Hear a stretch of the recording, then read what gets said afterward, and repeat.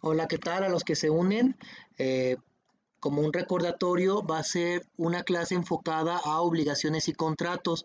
Nada más voy a esperar que se conecte un poco más de gente y ahorita comienzo el live.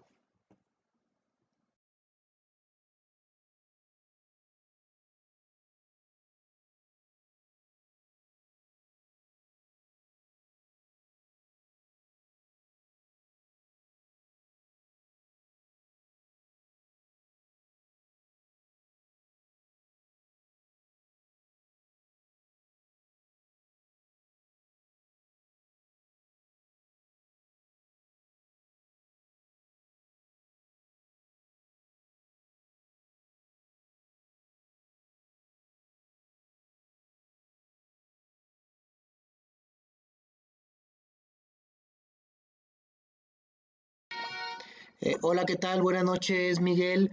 Sí, tengo un grupo de Telegram en donde varios alumnos o egresados o personas que quieren conocer sus derechos se integran y ya digamos que doy como la clase por aquí por el TikTok Live y después les paso el video para los que no se pueden conectar y que lo vean en YouTube.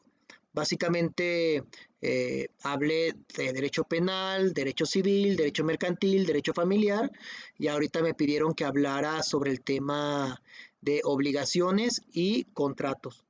Entonces es lo que vamos a ver hoy. De hecho creo que ya se está uniendo más gente. Entonces ya voy a empezar.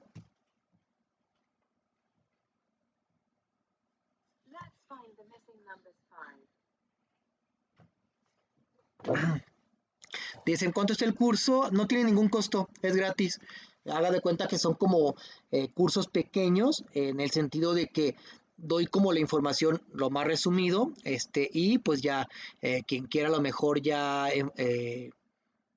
como desarrollar más un tema, pues ya les paso los libros o les paso la información de donde obtengo como mis fuentes y ya, pero no tiene ningún costo. Igual, si gusta, ya me puede agregar, me manda mensaje y le mando el enlace del grupo de Telegram.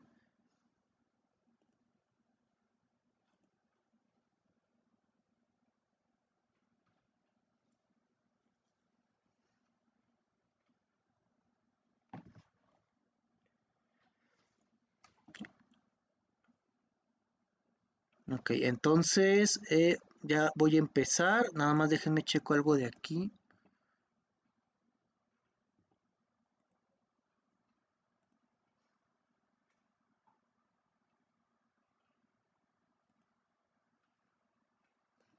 Ok.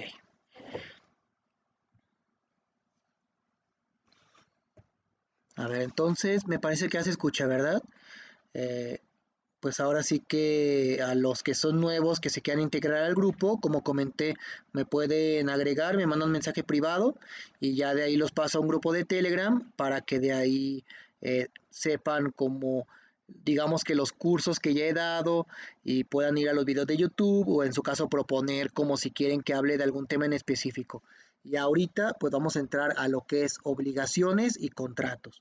Entonces, de una manera pues muy rápida, el término de obligaciones para nuestro sistema de derecho nace desde la antigüedad, desde el derecho romano, en donde, eh, pues en un primer momento, una de las culturas que nos comienza influyendo es Grecia por la filosofía, pero luego Roma nos influye por el derecho.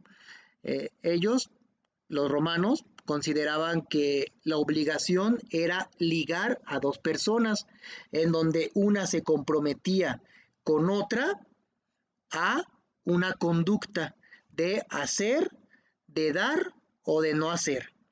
Entonces, ya eh, con el tiempo, digamos que ellos van diciendo, ok, una parte es como el término genérico de obligación y otra cuestión ya son los contratos a los que van, digamos, diversificando.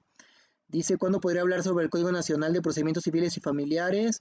Yo creo que ese sería lo siguiente de lo que voy a hablar para irles comentando de cuándo va a entrar y de lo importante.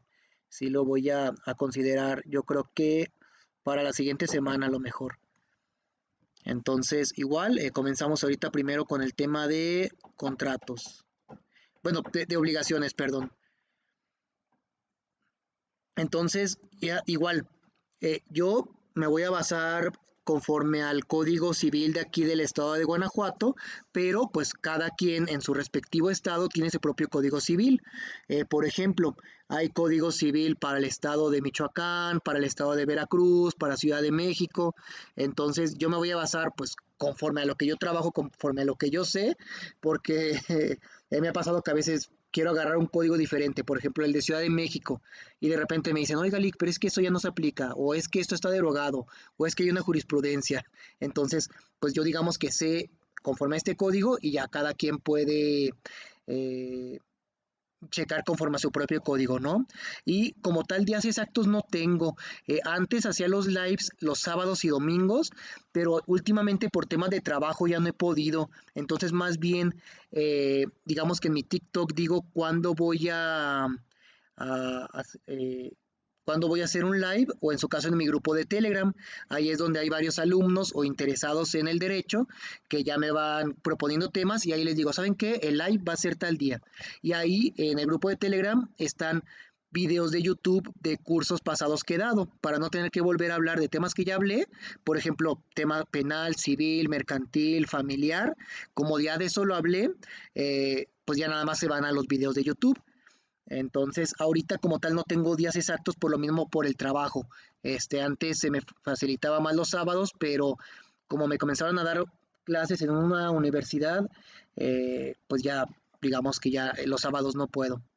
Dice, ¿qué está haciendo? Ah, estoy como en un pequeño curso para los que están interesados en temas legales. Entonces, no hace falta ser un estudiante, puede ser cualquier persona interesada y pues aquí yo intento hablarlo como en un lenguaje cotidiano. Dice, si yo le llevo un pagaré LMP, ¿qué puedo conseguir? Pues solamente si el pagaré tuviera una firma falsa, sería competencia del Ministerio Público. De otra manera, el pagaré es un documento mercantil que debe cobrarse por la vía mercantil. No, de otra manera el Ministerio Público se va a declarar incompetente. Dice, me interesa entrar al grupo de Telegram, ok, sí, me manda mensaje privado por aquí por TikTok, y ya le mando el enlace. Entonces, comenzamos ahorita con lo que es eh, obligaciones. Entonces, viéndolo directamente conforme al código, pues primero nos señala que hay un libro específico sobre obligaciones que viene posterior a personas, posterior a familia.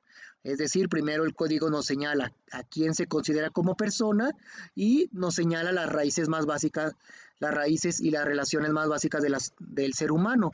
Es decir, pues el ser humano para comenzar a tener una protección legal tiene que nacer y pues de quién nace, de un padre, de una madre, y ya, pues de ahí va teniendo su familia y pues ahí en las primeras partes del código se establece cómo se forma una familia, cómo es el matrimonio, cómo es el divorcio y las regulaciones específicas. Entonces, ya, después de todo eso, la tercera parte, bueno, el tercer libro es el de obligaciones y comienza hablando de las obligaciones en general. Entonces, nos habla de, de lo que son los convenios, lo que son los contratos. Entonces, pues de aquí lo importante es saber que precisamente un convenio, un contrato es un acuerdo entre dos o más personas, pero mínimo para que exista un convenio, para que exista un contrato se requieren dos personas. Dice es en Telegram. Me manda mensaje privado y le mando el enlace porque luego aquí no me deja TikTok ponerle el enlace o luego lo borra. Entonces me manda mensaje privado y ya se lo mando el enlace. Entonces, luego, para que haya un contrato, es decir, un acuerdo entre dos o más personas, ¿qué se requiere? Primero, el consentimiento. ¿Qué quiere decir el consentimiento? Que A y B quieran hacer un contrato. Esa es la base de la materia civil. Eh, es decir, yo quiero esto y el otro dice yo también. Eso es un consentimiento. Ah, ¿qué tal? Saludos, Cabrera. Luego dice el objeto que pueda ser materia del contrato. Eh, Eso es también un requisito de existencia, es decir, es necesario un objeto pues que esté dentro del comercio y que sea legal. No podemos hacer un contrato sobre esclavitud, sobre drogas, o sobre temas que salgan de lo legal. Entonces, pues también tiene que ser algo posible.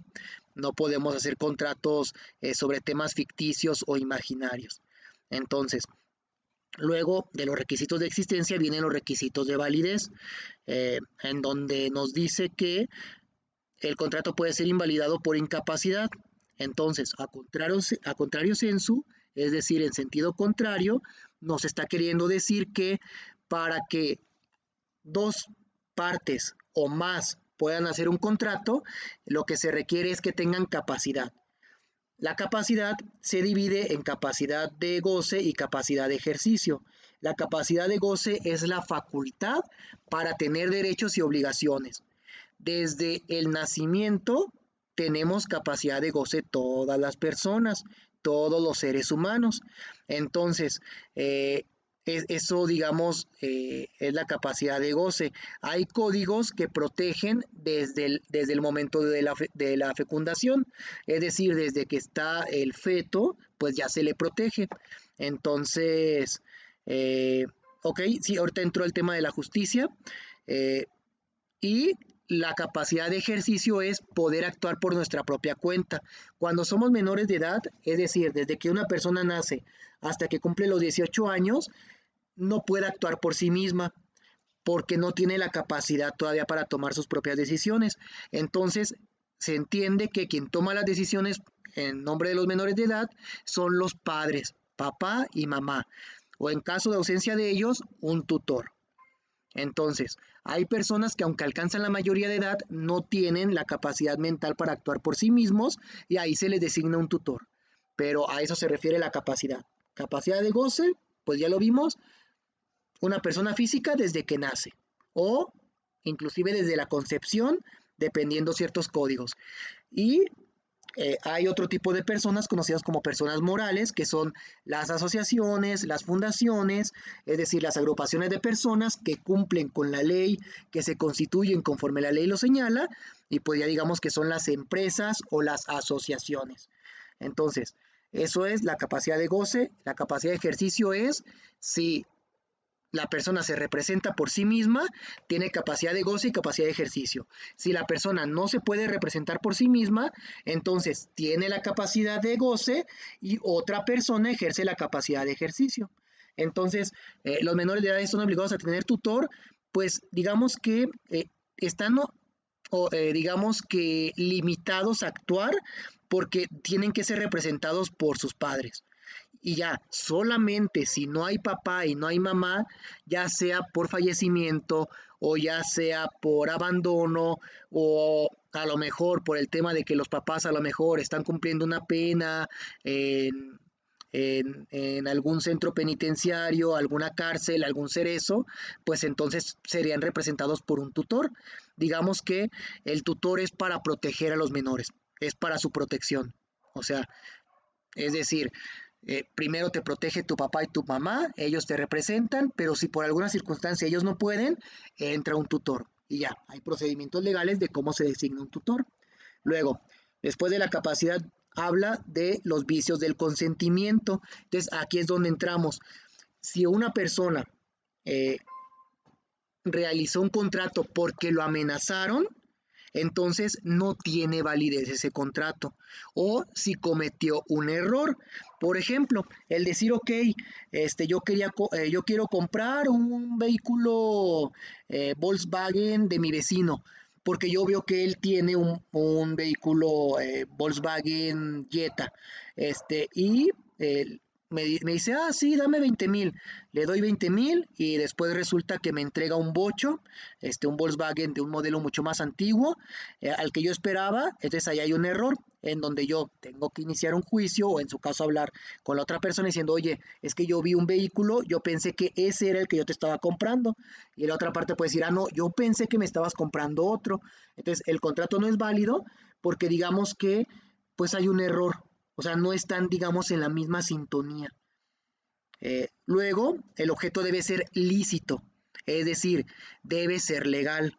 Entonces, aquí es donde entra también el tema de la justicia, en donde entra también algo que se conoce como la lesión, en donde si una persona celebra un contrato con otra aprovechándose de su ignorancia, de sus limitaciones, de su pobreza, ahí es donde hay una lesión en donde puede considerarse que hay digamos, una situación que pueda afectar o al consentimiento o a la licitud. Entonces, aquí es donde entramos, que el contrato debe ser justo para las partes. Y si no, pues ya en su caso se tienen que presentar pruebas, ¿no? Y fácil o difícil probar el error, pues digamos que, pues depende, depende mucho como de las circunstancias, ¿no? Normalmente, pues con la propia prueba confesional, es decir, mandar llamar a las partes, hacerles preguntas ante el juez para decir, a ver, ¿tú qué estabas pensando esto? A ver, ¿tú qué estabas pensando? Y ya con eso, si declaran que estaban pensando en vehículos diferentes, ya con eso usted acreditó el error. O en su caso, también yo pensaría en, por ejemplo, presentar testigos, decir, ah, mira, es que a mí me consta que pues esta persona quería comprar un vehículo Volkswagen Jetta porque yo sé que su vecino lo tiene al frente y pues cuando él dijo un Volkswagen, él estaba pensando en esto. Entonces, pues digamos que ahí es precisamente la habilidad del abogado, ¿no? O sea, buscar facilitar pruebas pues para su representado. Entonces, poniéndolo muy simple, con confesionales, con testimoniales, ya lo acredité. Y hay otras circunstancias en donde a lo mejor se requiere entrar a temas más técnicos y ahí se ocuparía un tema de una prueba pericial, en donde ya, por ejemplo, no sé, que digamos, ok, es que él quería comprar un vehículo de un motor de tantos cilindros, de tanta potencia, y le dieron uno diferente, pues a lo mejor ahí sí ya tendríamos que mandar llamar a un mecánico para que acuda al juicio y que diga si cuenta con las características que las partes querían. Ahí, digamos, ya cuando es un tema muy técnico, hablamos de una prueba pericial en donde ya es un error que ya es un poco más difícil de acreditar, pero no es imposible. Ahora sí que precisamente la función del abogado es buscar cómo probar, pues defender a su representado. Luego nos dice eh, que el contrato también puede ser invalidado porque el consentimiento no se haya manifestado en la forma que la ley establece. ¿A qué se refiere? A que hay, más adelante el código nos va a decir que hay contratos verbales, es decir, que se puede hacer de mera palabra.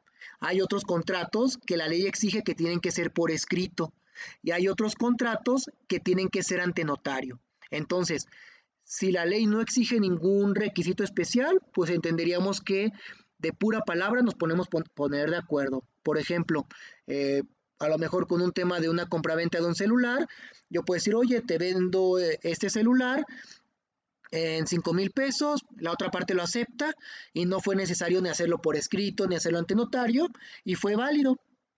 Pero hay otro tipo de contratos en donde la ley dice, ok, para este contrato sí tienes que hacerlo por escrito. Y si no lo haces por escrito y lo hiciste solamente de palabra, entonces es un contrato inválido. Y ya, ahí hay una acción que es acción pro forma, en donde si las partes están de acuerdo en que celebraron el contrato en una forma que no es válida, pueden acudir ante un juez para darle la validez correspondiente, pero ya ese es otro tema.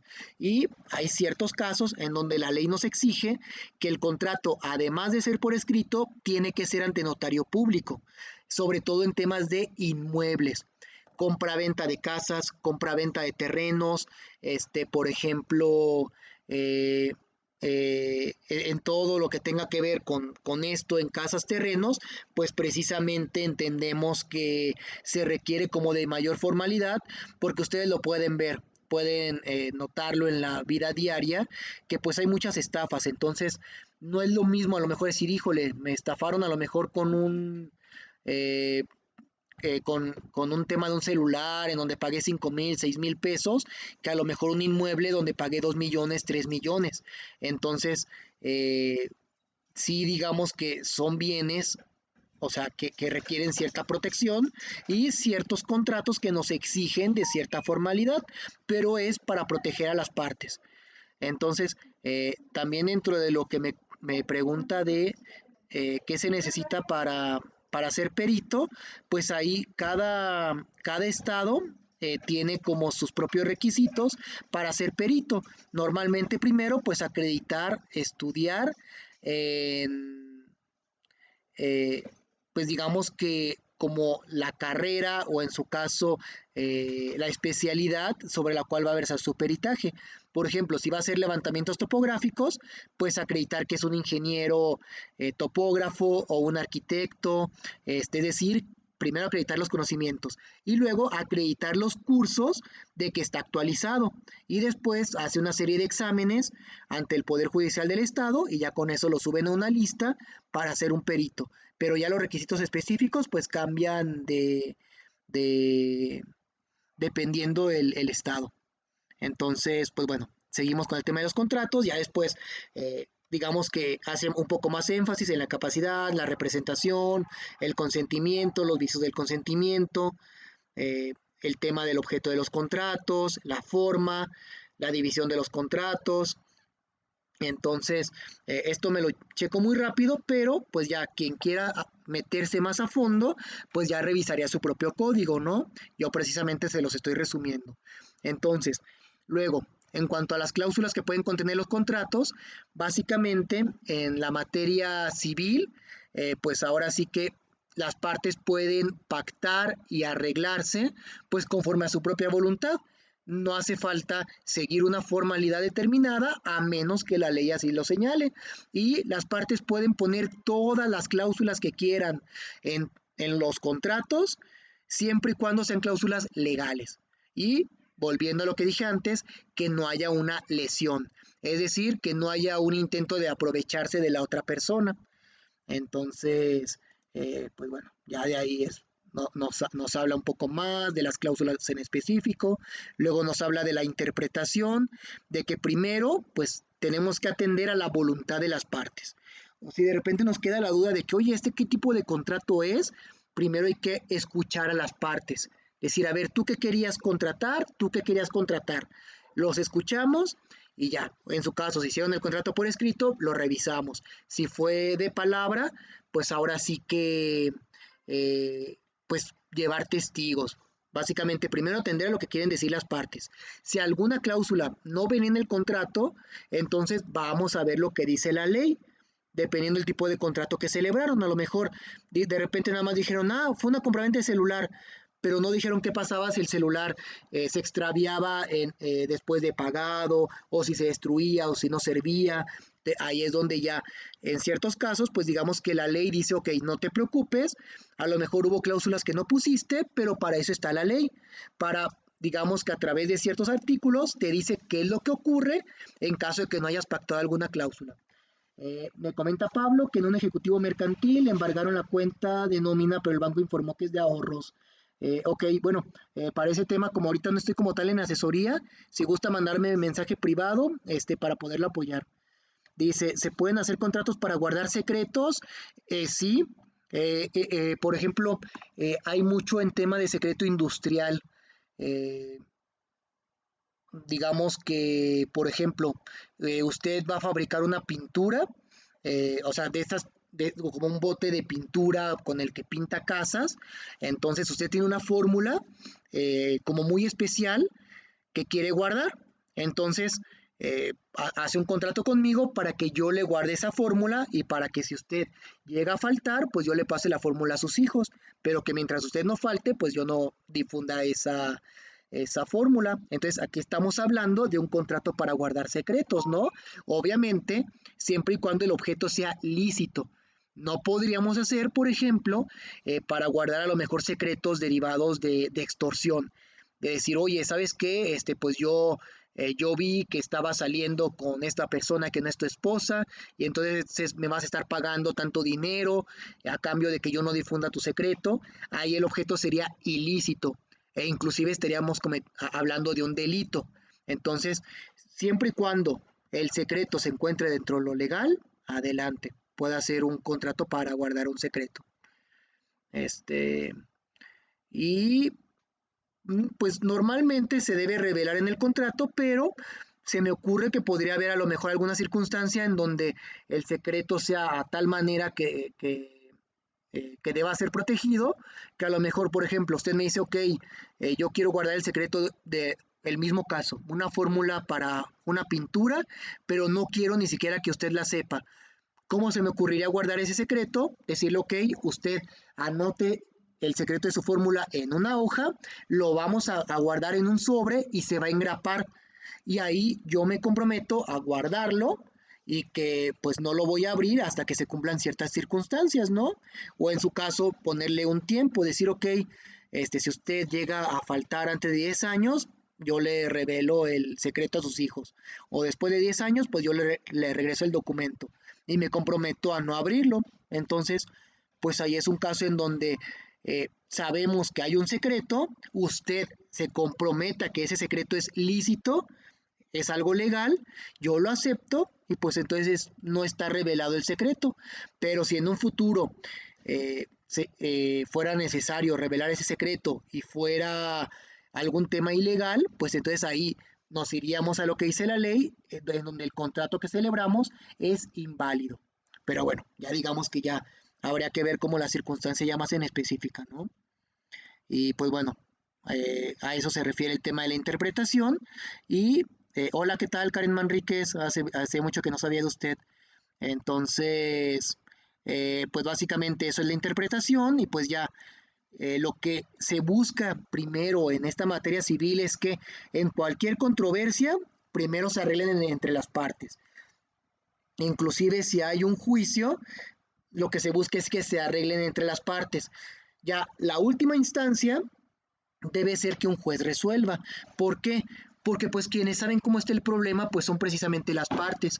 Pero hay ciertos casos donde ya están tan peleados que ya no hay manera de resolverlo y ahí sí le damos intervención a un juez. El juez va a pedir pues todas las pruebas que sean necesarias para poder ahora sí que, que saber cómo resolver el tema, ¿no? Me dice, el una albacea puede vender, su padre y sus hermanos ya son finados, solo queda el albacea. Habría que checar el asunto. Si el albacea es el único heredero, podría vender, pero hasta cierta etapa. Digamos que el albacea es representante de la sucesión, pero no puede vender por sí mismo. Habrá que checar el asunto en específico y si no, inclusive podría incurrir hasta en un tema de venta de lo ajeno, hasta un tema de fraude. Eh, digamos que el albacea, su función es decirle al juez cuáles son los bienes del fallecido, administrarlos, hacer un proyecto de partición y conseguir que se escriture. Pero normalmente no debe el albacea vender. Es una muy mala práctica que se hace y habría que revisar el asunto completo antes de adelantarme a decir que el albacea está actuando mal, pero yo podría presumir que está actuando mal. Luego, si seguimos hablando, pues del tema de contratos, nos habla también de cómo se termina el contrato, en donde eh, en el propio contrato podemos establecer causa de terminación, es decir, este contrato va a tener una duración de 10 años a partir del 11 de marzo de 2025. Eso significa que el 11 de marzo de 2035 termina el contrato y ya, una vez llegado la fecha pactada, termina el contrato. O podemos establecer el contrato termina en cuanto se consiga cosechar el maíz. Entonces, si, si en el contrato se estableció una causa de terminación, una vez que ocurre esa causa, termina el contrato. Otra forma de terminación es por rescisión. La rescisión significa que cuando alguna de las partes incumple y normalmente acuden ante el juzgado, pues precisamente porque no pueden hacerse justicia por su propia mano y le acreditan al juez, oye, esta parte incumplió y entonces el juez declara rescindido el contrato. Este, y pues por resolución también. Entonces, donde también llegan a algún arreglo y lo solucionan, ¿no? Entonces, eh, pues básicamente es o las causas propias del contrato o el incumplimiento de alguna de las partes. Este, también Luego el código nos vuelve a hablar de que puede ser también vencimiento del término, realización del objeto del contrato, mutuo consentimiento, caso fortuito. La realización del objeto significa, si hicimos un contrato en donde yo me comprometí a vender su celular y ya conseguí vender su celular y le entregué el dinero, ya terminé el contrato. No hace falta que digamos, en este momento termine el contrato, porque si ya aquello a lo cual nos comprometimos ya fue cumplido por ambas partes, pues termina. El mutuo consentimiento significa que entre las dos partes dicen, ok, ¿sabes qué? Hicimos este contrato, pero ya vamos a darlo por terminado. Y los dos están de acuerdo. Entonces, por ahí es, así como hubo consentimiento para hacer un contrato, también puede haber consentimiento para terminar ese contrato. Y el caso fortuito o fuerza mayor significan casos de la naturaleza o de fuerza mayor significa alguna autoridad o alguna circunstancia de alguna otra persona que imposibilita que el contrato se cumpla. Por ejemplo, hicimos el contrato para en relación a que me iba a vender unas semillas para que yo plantara unos árboles y que ya una vez que los árboles dieran sus frutos, yo le entregaba esos frutos, pero de repente llega una sequía y pues ya no se van a obtener esos frutos precisamente por la sequía, ahí es un caso fortuito.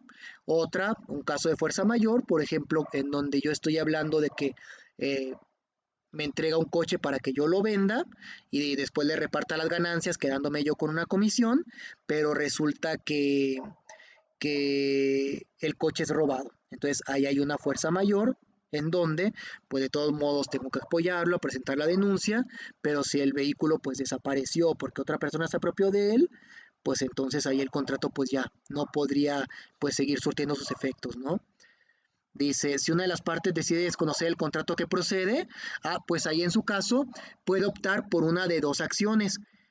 Una, cumplimiento de contrato, acudir al juzgado para que obliguen a la otra persona a que cumpla con el contrato. Dos, rescisión de contrato. Puede decir, oye, la otra parte no está cumpliendo con su parte, pero yo la verdad es que ya como quedé peleado con él, ya no quiero que me cumpla. Mejor que me regrese lo que le entregué o lo que le pagué y quedamos claros. Entonces, ahí es donde tiene dos acciones. O exigir que se cumpla el contrato, o decir, ¿sabes qué? Ya no quiero nada de contrato, pero pues regresa las cosas al estado previo. Si yo te pagué por algo y no lo hiciste, pues regrésame mi dinero y en su caso con intereses legales y en su caso con daños y perjuicios, si llegó a haber algún daño, si llegó a haber algún perjuicio, ¿no? Dice, ¿cómo se comprueba que alguien sí firmó un contrato? Con la prueba pericial. Hay una prueba pericial en grafoscopía que analiza las firmas, en donde haga de cuenta que mandan llamar a la persona al juzgado para que en presencia del juez realice una serie de firmas y después el perito compara la firma que digamos de la que se duda si se firmó o no se firmó con las firmas que realizó en el juzgado, con firmas que estén en otros documentos que haya firmado la persona y ya con eso dice, ok, si es la firma o no es la firma. Dice, ¿algún libro que me pueda recomendar para la universidad? Pues normalmente de Porrúa. En Porrúa es donde están los mejores libros de derecho. Este, y luego seguimos. Dice, ¿hasta que un perito me puede fregar la vida si dice que sí firmé? Pues es que el perito lo va a demostrar. O sea, el perito no llega a mentir. O sea, si usted no firmó, la pericial va a salir que usted no firmó. Así de fácil. O sea, no crea que es como de que, ay, yo llego y digo, ay, sí se parece la firma, ¿eh? No, es toda una serie de estudios e inclusive en un tema pericial, la otra parte presenta su perito y usted presenta su perito. Y si un perito declara falsamente, puede acabar hasta en tema de prisión. Entonces, no se preocupe por eso, o sea, eso no va a pasar. Precisamente las periciales son serias y por eso no cualquiera puede llegar a perito. O sea, solamente personas que acreditan tener estudios pueden llegar, pero pues sí, precisamente por eso es que se requiere que usted contrate un abogado. Por eso cuando hay personas que llegan y me dicen, oiga, es que me demandaron. Bueno, hay que revisar, tengo que defenderlo. Y a veces hay gente que dice, no, ¿para qué? No, mejor así. Entonces imagínese, si usted lo demandan y usted no contesta demanda y no presenta perito, usted va a depender de lo que diga el otro perito. Pero pues ahí ya es decisión de cada quien, ¿no? Yo por eso siempre le digo a la gente, ¿sabe qué? Conteste demanda. Mucha gente a veces por el enojo o por la situación dice, no, pues ya me demandaron, ya para qué gasto. Pues tú sabrás. Pero por regla general, pues si una parte presenta su perito, la otra parte va a presentar el suyo y ya de ahí el juez va a contrastar. Normalmente los peritajes tienen que ser coincidentes, porque precisamente los peritajes deben basarse en pruebas científicas. Y si son muy diferentes, el juez nombra su propio perito y pues ya, digamos, cada parte cubre el valor de su propio perito y en el caso de que el juez nombre el perito, entonces cada parte cubre la mitad de ese peritaje. Y ya, pues al final, el perito se llamaría como tercero en discordia, en donde él acudiría precisamente a decir cuál es la verdad. Pero como le comento, en tema pericial tienen que ser como es. Si usted firmó, va a salir que firmó. Si usted no firmó, ahí va a salir. Ahí va a salir, o sea, porque haga de cuenta que aunque alguien le intente falsificar su firma, hay rasgos que son únicos de usted. E inclusive aunque usted se haya firmado y que ante el juez intente usted hacer una firma diferente, hay rasgos que no se pueden ocultar. Todos tenemos una forma de mover la mano, una forma de agarrar el lápiz, de agarrar la pluma, una forma de hacer los giros. Entonces, inclusive la manera en que presionamos, la manera en que ponemos los puntos. Ahora sí que en ese tema, pues no se preocupe de que le vayan a hacer algo, ¿no? Precisamente para eso, pues busque un abogado. Lo que sí es que si lo demandan y no contesta y no presenta su peritaje, pues ahí sí ya, ahí pues ya qué decirle, ¿no? Y pues bueno, siguiendo aquí con el tema de los contratos, pues bueno, por regla general, aquí sería la manera en que terminan los contratos y luego entraríamos a la declaración unilateral de la voluntad. Dice, ¿es más seguro poner la huella digital? Pues muchas veces, por ejemplo, ya cuando hablamos de actos ante notario, prácticamente todos los notarios dicen, ok, fírmame y además ponme tu huella digital. Pero, como le digo, el solo hecho de poner la firma, con eso directamente se puede precisamente acreditar su voluntad en el contrato, ¿no? E inclusive hay contratos que no a fuerza tienen que ser por escrito, como comenté, y pueden ser de palabra. Entonces, para eso es que normalmente cuando va a hacer un contrato de palabra, yo le recomiendo a la gente que cuando menos haya dos testigos para que se acuerden de qué fue lo que pasó y cuáles fueron las cláusulas. Y ahora sí que para más seguridad, pues obviamente por escrito y que firmen. Y si se fija también muchas veces en los contratos, además de que firman las partes, normalmente firman testigos, precisamente para que si de repente alguno dice, no, es que yo no firmé, ahí hay testigos. Y mandamos llamar a los testigos y los testigos van a decir, no, yo vi que él firmó. Y ya. Entonces, pues ya digamos que hay formas de protegerse dependiendo del tipo de contrato, ¿no? Dice, ¿cómo se procede en un caso donde se demanda una falsificación de documentos? Pues primero, precisamente, hay que acreditarlo con la prueba pericial. Hay que acreditar que ese documento es falso. Si la firma es falsa, pues presentar el peritaje en grafoscopía. Si el documento a lo mejor se modificó electrónicamente y después se imprimió para falsificar algo, pues también presentamos la prueba correspondiente y después, pues ya una vez que gane el juicio, puede usted presentar denuncia por la falsedad. Entonces, primero tendrá que defenderse en el juicio de origen y después, en su caso, presentar una denuncia. Y hay algunos abogados que hablan del incidente penal, que significa darle vista al Ministerio Público. ¿Por qué? Porque en un juicio podemos defendernos, podemos presentar nuestros argumentos, pero no se puede mentir. No podemos acudir a un caso a mentir. Si hay una mentira, hay que demostrar la mentira y después proceder contra la persona.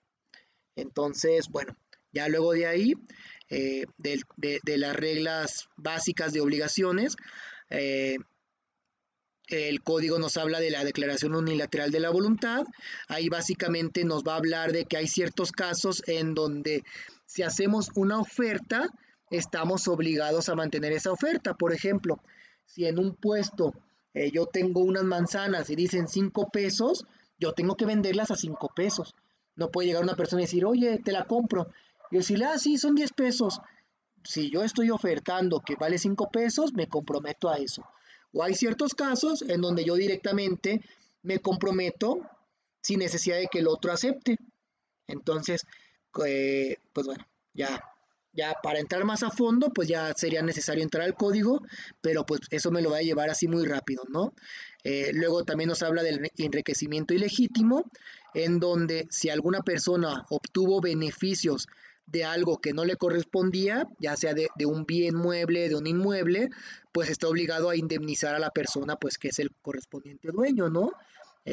Normalmente se habla mucho del caso en donde mi vecino tiene un árbol, crecen unas manzanas y caen en mi domicilio, pues al final esos frutos dependen del árbol del vecino y pues yo tengo que darle esos frutos al vecino, a menos que esos frutos al caer hayan dañado mi terreno, pues en su caso yo le reclamaré a la otra persona. Pero pues básicamente enriquecimiento ilegítimo de una manera muy rápida, pues es precisamente que si obtuvimos un beneficio de algo que no nos correspondía, pues tenemos que indemnizar.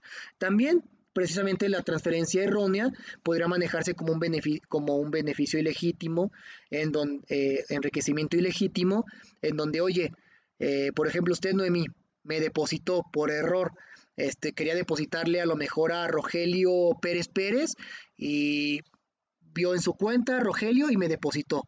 Entonces usted me dice, oiga, licenciado, le deposité 10,000, pero no es para usted. Precisamente yo tengo que devolver ese dinero, porque de otra manera sería un enriquecimiento ilegítimo. Es un dinero que no me corresponde. Yo no trabajé por ese dinero, yo no tenía una relación previa con usted en relación a que usted tenía que pagarme ese dinero y en ese caso, pues precisamente mi obligación moral, mi obligación legal es devolverle el dinero. Ya, de ahí habrá personas pues con la suficiente ética de decir, oye, no me corresponde, aquí está, y habrá casos donde será más cansado, habrá que presentar una denuncia, que presentar una demanda y pues ya estaríamos en otro tema, ¿no? Dice que si encuentra un billete en la calle, pues por ejemplo ahí ya sería mucho dependiendo de las circunstancias, ¿no? Imaginando, si es dentro de un negocio, pues digamos que lo más ético sería pues entregarlo a lo mejor al encargado para decir, oye, si alguien viene y reclama, pues aquí está, ¿no? O a lo mejor un billete es un poco más difícil porque digamos que entramos a un tema diferente en donde hablamos de bienes fungibles, en donde lo difícil va a ser y cómo me entero de quién es el verdadero dueño de un billete. Que no es lo mismo decir, oye, me encontré un celular. Ahí ese celular sí tiene un dueño más fácilmente identificable, ¿no? Entonces, si yo me encontré un celular y me lo quedo, pues ahí ya estaríamos hablando de un enriquecimiento ilegítimo, no me corresponde, yo tengo que devolverlo al dueño, ¿no? Ya en el caso del billete, pues como le digo, ahí es un poco más difícil. ¿Cómo descubro quién es el dueño? ¿Cómo sé si no se lo va a acabar quedando otra persona? Y ahí ya es un poco más difícil, pero hay casos donde sí tenemos el deber legal y ético, pues de investigar quién es el dueño, ¿no? O en su caso dejarlo con un encargado para que el dueño se, eh, se encargue, o en su caso la autoridad o la policía se encargue de buscar quién es el dueño, ¿no? Luego dice, si la otra parte se niega a devolverlo, pues ahí es donde precisamente presentaríamos una demanda en contra de la otra persona por enriquecimiento ilegítimo, diciendo, oye, esta persona se benefició, no le correspondía y precisamente enriquecimiento ilegítimo. De los contratos sujetos a condición, pues básicamente en el contrato puede poner usted una condición que se debe cumplir, en donde el momento en que la condición se cumpla, la otra persona estará obligada a una conducta de dar, hacer o no hacer. A eso se refiere la condición. Si la condición no se cumple, entonces la otra persona no está obligada a la conducta de dar, hacer o no hacer. Entonces, conducta de dar, hacer o no hacer. Entonces, a eso se refiere una condición en un contrato. También se relaciona mucho, por ejemplo, con contratos alternativos en donde entre las partes decimos, ok, te doy varias opciones para que tú elijas la que más te conviene. Entonces, pues digamos que eso va, digamos, dentro del tema de qué cláusulas se pueden pactar en un contrato. Y volvemos al tema de que había hablado antes, en donde en el contrato ustedes pueden